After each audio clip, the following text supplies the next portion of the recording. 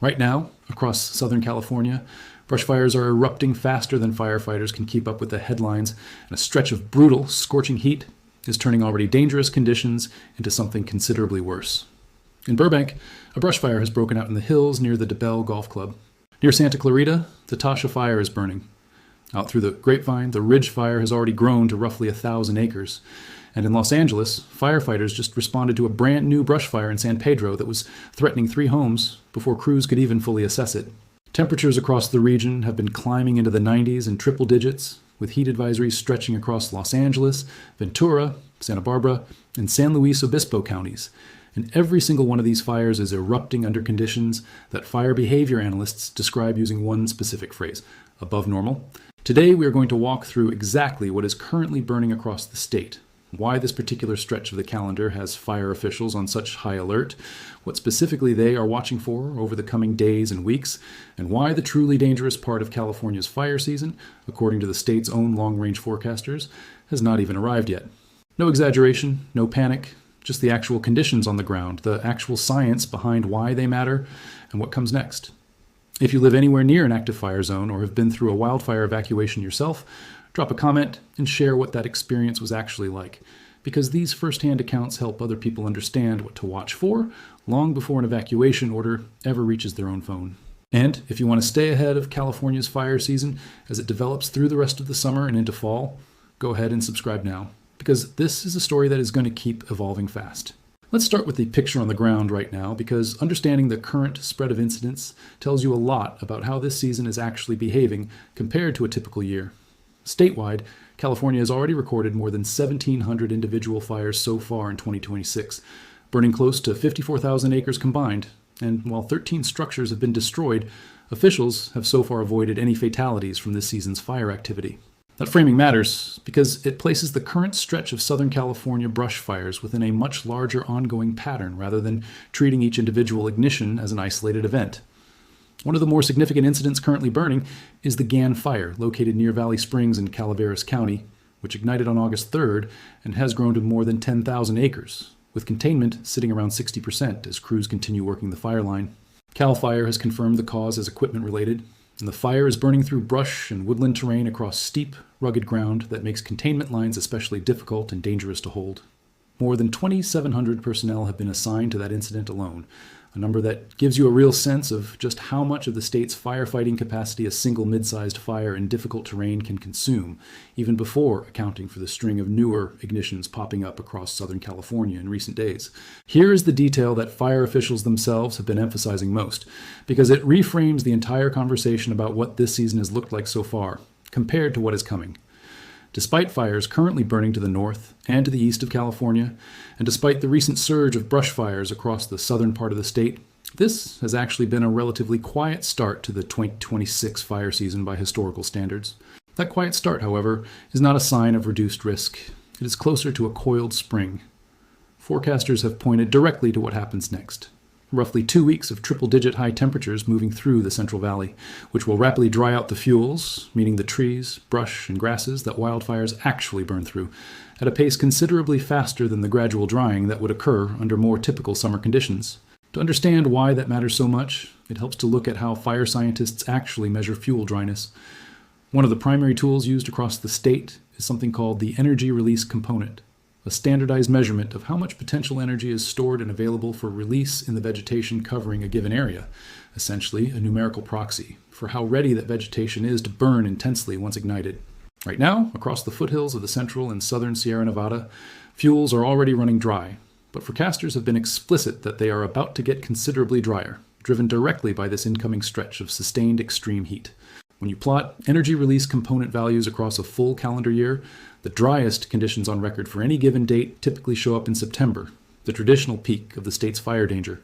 What has fire behavior analysts paying close attention right now is how quickly this particular August heat wave is pushing current readings toward levels that would normally not show up on the calendar for another month or more. Cal Fire's own statewide assessment, tracking fire potential separately across its northern and southern operations regions, has been forecasting above normal large fire activity by July and August for months now, and the agency's monthly incident summaries help explain exactly why.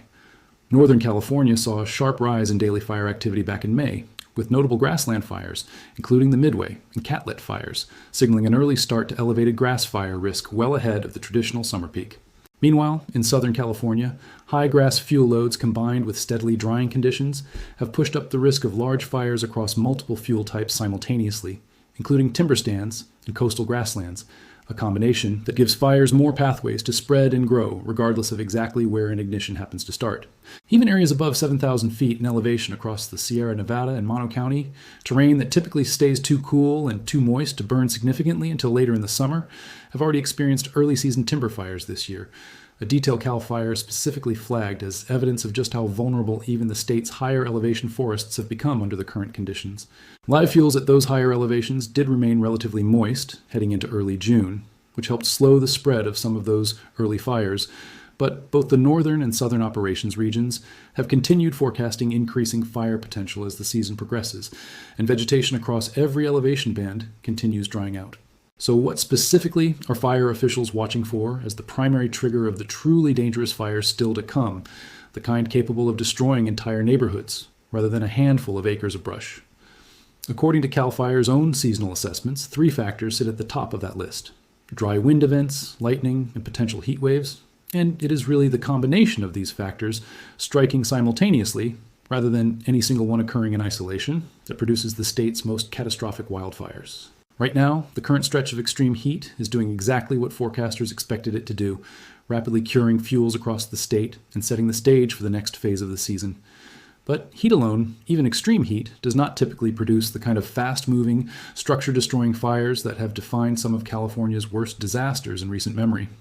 That requires wind, and specifically, it requires a very particular kind of wind event that meteorologists and fire officials watch for with a level of dread that goes well beyond how they treat an ordinary windy day. Those wind events go by different names depending on which part of the state they affect. Santa Ana winds in Southern California, and Diablo winds in Northern California, but the underlying mechanism driving both is essentially the same. They occur when a strong area of high pressure builds over the interior of the Great Basin, while lower pressure sits off the California coast, and that pressure difference forces air to flow from the high pressure zone down toward the coast, funneling through mountain passes and canyons along the way. As that air descends from the interior's higher elevation down toward sea level, it compresses, and compression causes the air to warm significantly while its relative humidity drops even further, sometimes down to single digits. The combination of that warming, drying effect with wind speeds that regularly reach the level of a strong gale, sometimes gusting well past 60 miles per hour through the most exposed canyons and passes, creates precisely the atmospheric recipe fire officials fear most: bone-dry air, already dried-out vegetation, and sustained winds strong enough to carry burning embers well over a mile ahead of a fire's main front,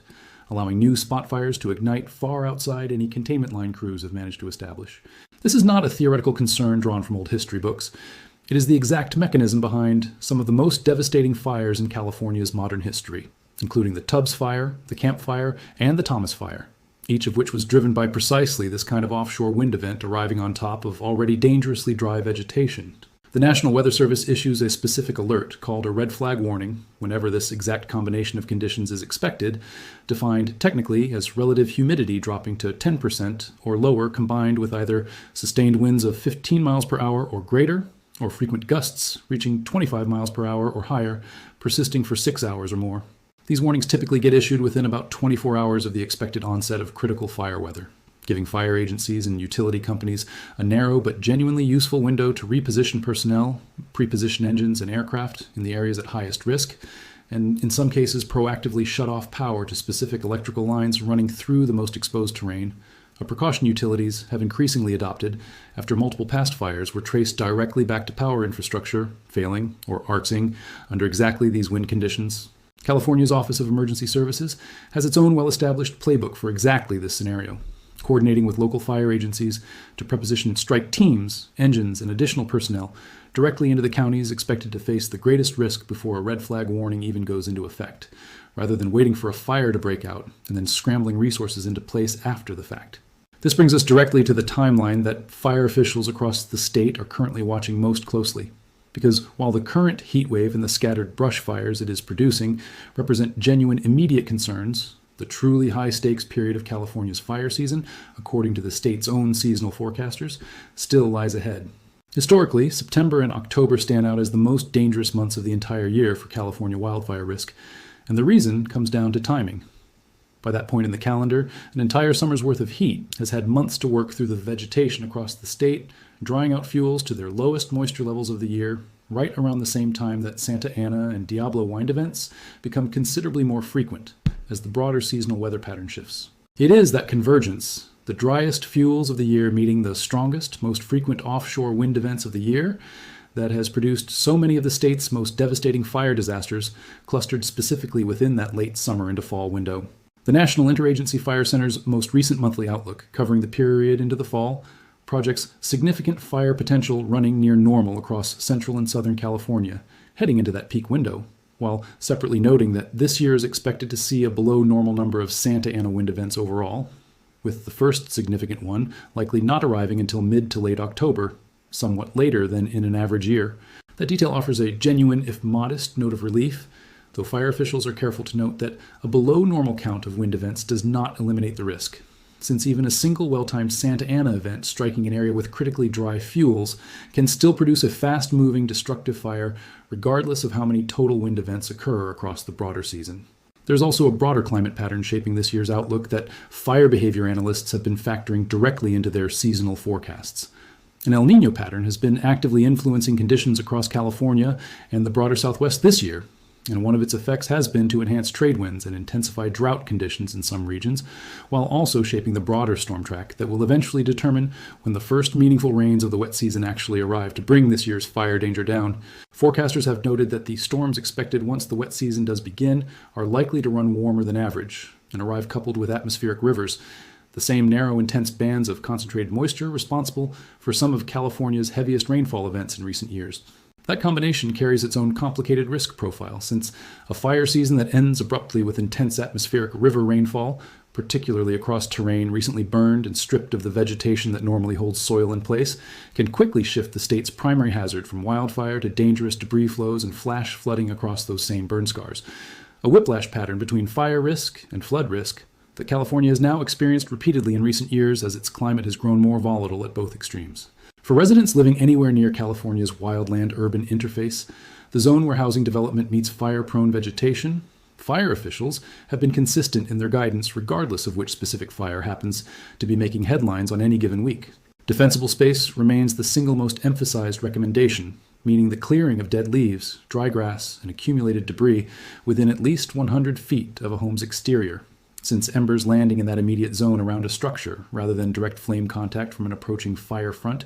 are actually responsible for the majority of homes lost during major wildfire events. Home hardening, meaning structural improvements like ember-resistant vents, fire-rated roofing materials, and enclosed eaves, has increasingly become a central focus of both fire prevention guidance and, increasingly, insurance requirements, as insurers across the state have grown more selective about which properties they are willing to cover in high fire risk zones. Residents are also consistently urged to register for local emergency alert systems well before any fire actually breaks out nearby, since evacuation orders during a fast-moving, wind-driven fire can arrive with very little advance notice, sometimes only minutes between the first sign of smoke and an order to leave immediately, particularly in canyon and hillside communities where a fire's rate of spread can dramatically outpace how quickly official notifications are able to reach every affected household through more traditional channels. It is also worth understanding just how much of California's firefighting response now depends on this kind of advanced positioning and coordination, because the sheer scale of resources involved in fighting even a single mid-sized wildfire is considerably larger than most people outside the fire service tend to realize. The Gann Fire alone, at just over 10,000 acres, currently has more than 2,700 personnel assigned to it, a combination of engine crews, hand crews, aircraft support, and incident command staff working around the clock in coordinated shifts. When multiple significant incidents are burning simultaneously, as is currently the case with fires active in Southern California, the Sierra Foothills, and Calaveras County all at once, that kind of resource commitment quickly stretches the state's available firefighting capacity thin, which is precisely why California maintains mutual aid agreements with fire agencies in other states, allowing out-of-state strike teams to be called in and repositioned into California, specifically during periods of heightened simultaneous fire activity like the current stretch. Reports from just the past several days note that out-of-state strike teams have already been returning to California to help manage this exact kind of elevated multi-incident fire activity, a clear operational signal of just how seriously state fire officials are treating the current combination of active fires and incoming extreme heat, even during what has technically still been described as a comparatively quiet overall start to the season. Beyond California's own borders, fire officials have also been watching activity in neighboring states closely, since fires burning in remote areas outside California can still generate smoke plumes that drift for hundreds of miles, degrading air quality across large stretches of the state, even when the flames themselves never cross into California territory. The Mouse Meadow Fire, burning in a remote central Nevada near Groom Lake, has already burned over 17,000 acres on Big Dome Mountain, a location that, notably, saw an even larger fire, the Gothic Fire, burn more than 35,000 acres on that exact same mountain just the previous year, a detail that speaks directly to how repeated fire activity on the same terrain, once vegetation partially regrows following one fire, can set the stage for another significant fire relatively quickly afterward, rather than that land remaining fire-resistant for years following an initial burn. Looking at the entirety of this picture together, the honest assessment from fire officials is neither purely alarming nor purely reassuring, and that nuance matters more than a simplified headline in either direction. On one hand, the current stretch of extreme heat is genuinely producing real, active fire danger right now, evident in the string of brush fires currently burning across Southern California and the sharp increase in energy release component readings, tracking fuel dryness across the Sierra foothills. On the other hand, this year's overall fire season has, so far, actually tracked below the pace of some recent years in terms of total large fire activity, and the specific wind pattern most associated with California's worst historical disasters, a below-normal count of Santa Ana events with a later-than-typical first arrival, offers a genuinely favorable data point heading into the traditionally most dangerous stretch of the calendar. What ties both of these observations together, and what fire officials are ultimately watching most closely over the coming weeks, is not any single fire currently burning,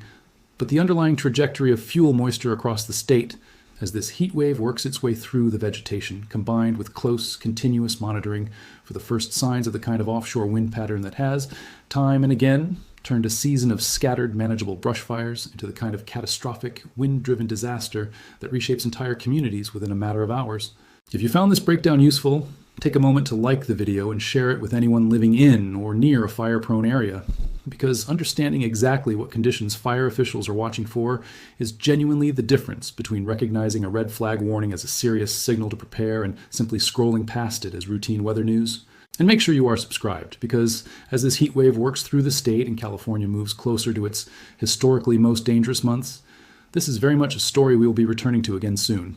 It is worth taking a closer look at exactly how fire behavior analysts translate raw weather data into the kind of practical, actionable risk assessments that shape decisions about where to preposition crews and equipment,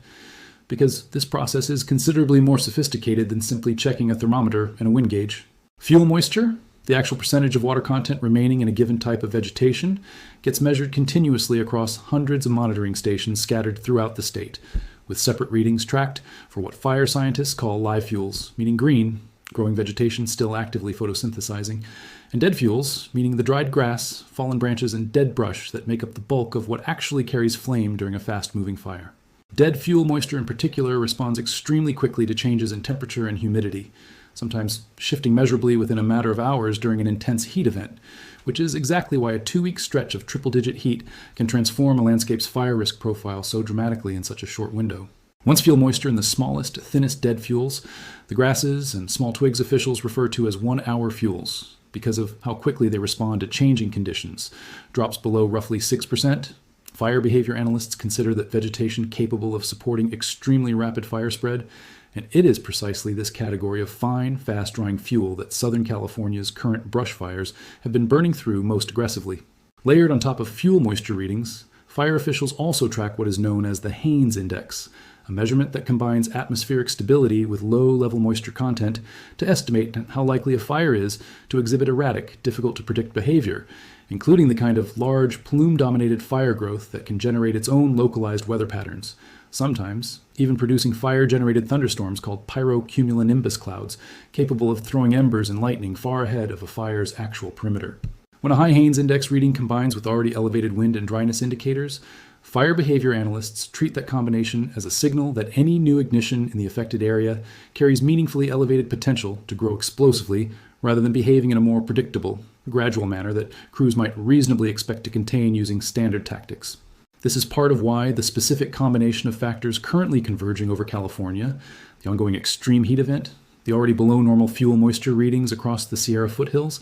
and the seasonal approach of the state's peak wind event window, has drawn this level of sustained attention from officials, rather than being treated as simply one more hot week on the calendar. The economic dimension of California's wildfire risk also deserves real attention here, because the costs involved extend far beyond the immediate expense of fighting any single fire.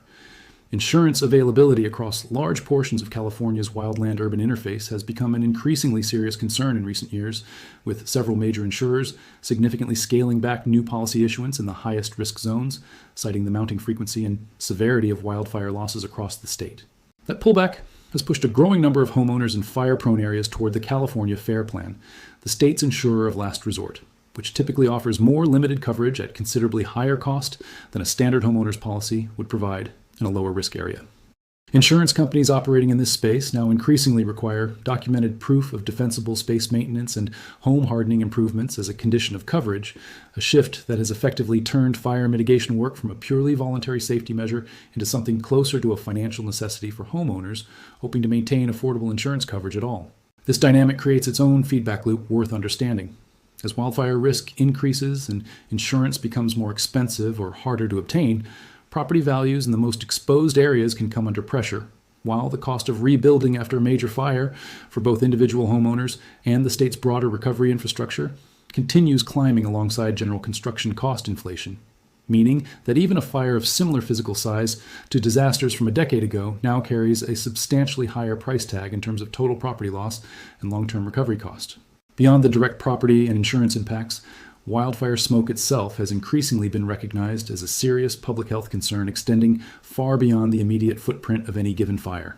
And this is an area where fire officials coordinate closely with air quality management districts across the state. Fine particulate matter in wildfire smoke, specifically the category of pollution known as PM2.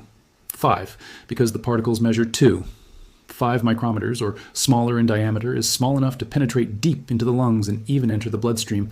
And exposure has been linked to a range of health effects, including aggravated asthma, increased risk of heart attack and stroke, and elevated rates of emergency room visits during periods of heavy regional smoke coverage. Because wildfire smoke can travel enormous distances on prevailing winds, residents living hundreds of miles from an active fire can still experience genuinely hazardous air quality, which is precisely why fires burning outside California's own borders, like the Mouse Meadow Fire in remote central Nevada, still warrant attention from California air quality officials, even though the flames themselves pose no direct physical threat to California communities. Public health officials generally recommend that residents in smoke-affected areas monitor local air quality index readings, limit outdoor exertion when particulate levels climb into unhealthy ranges, and, for those with existing respiratory or cardiovascular conditions, consider using indoor air filtration and keeping windows closed during the heaviest smoke events, guidance that has become an increasingly routine part of late summer life across large parts of California and the broader western United States. It is also worth understanding how California's approach to fire prevention has evolved over recent years in response to lessons learned from the state's most devastating recent disasters, because a considerable amount of current fire policy traces directly back to specific failures identified after fires, like the Gann Fire and the Tubbs Fire. Utility companies operating in the state's highest fire risk zones have significantly expanded their use of what are called public safety power shutoffs, proactively cutting electrical service to specific transmission lines running through areas expected to face extreme wind and fire danger, a measure designed specifically to prevent exactly the kind of equipment failure and arcing that has been traced back as the ignition source for several of the state's largest and most destructive fires in recent memory. While these shutoffs create their own real hardships, particularly for residents dependent on powered medical equipment or refrigerated medication, utility regulators and fire officials have generally treated the trade-off as justified, given the scale of destruction a single equipment-caused ignition can produce when it coincides with extreme wind conditions. Vegetation management around power infrastructure has similarly expanded considerably, with utilities now conducting more aggressive and more frequent tree trimming and brush clearing operations along transmission corridors specifically identified as sitting within the highest fire risk zones, work that state regulators now closely audit and, in some cases, have tied directly to utility companies' liability exposure following major fire events. Community-level preparation has also evolved considerably, with many California counties in high-risk zones now maintaining formal evacuation zone mapping, pre-established evacuation routes, and regularly updated wildfire evacuation plans that residents can review well before any actual emergency develops. Some communities have adopted what fire officials call community wildfire protection plans, coordinated documents developed jointly between local fire agencies, land management authorities, and residents themselves, identifying the specific vegetation management priorities, evacuation infrastructure needs, and structural hardening incentives most relevant to that particular community's unique terrain and fire history. These plans represent a meaningful shift away from treating wildfire response purely as a reactive firefighting exercise and toward treating it as an ongoing year-round land management and community planning challenge, one that requires sustained investment and coordination well outside the handful of weeks each year when active fires actually dominate the headlines. That shift in mindset is really at the heart of why fire officials describe their current posture, even during a comparatively quiet start to this year's fire season, as one of active, continuous vigilance rather than periodic reaction, because the conditions setting up California's next major fire disaster are, by the state's own account, already being shaped by decisions and weather patterns unfolding well before any specific fire actually breaks out. Taken together, everything currently unfolding across California points toward a fire season that has, so far, avoided the very worst outcomes even while producing genuine active danger on a near-daily basis across multiple regions of the state simultaneously. The current heat wave is doing exactly what forecasters warned it would do, rapidly curing fuels and pushing energy release component readings toward levels typically not seen until later in the season. The Gann Fire, the Ridge Fire, the Tasha Fire, and the ongoing brush fire activity scattered across Los Angeles County represent the visible, immediate consequences of that drying trend, each one drawing significant firefighting resources even without the added, far more dangerous ingredient of a major offshore wind event, pushing any of them toward the kind of explosive, structure-threatening growth that has defined the state's worst historical disasters. What fire officials are ultimately watching for now is not really a question of if conditions will eventually align to produce that kind of high-risk scenario, since California's climate all but guarantees that alignment will occur at some point during the traditional September through November peak window, but rather precisely when the first significant Santa Ana or Diablo wind event of the season actually arrives, and how dry the state's fuels will have become by the time it does. Every red flag warning issued between now and the arrival of meaningful autumn or winter rainfall represents fire officials' best real-time assessment of exactly that question, and residents across the state's most fire-prone regions are being urged, consistently and repeatedly, to treat each of those warnings not as routine weather news,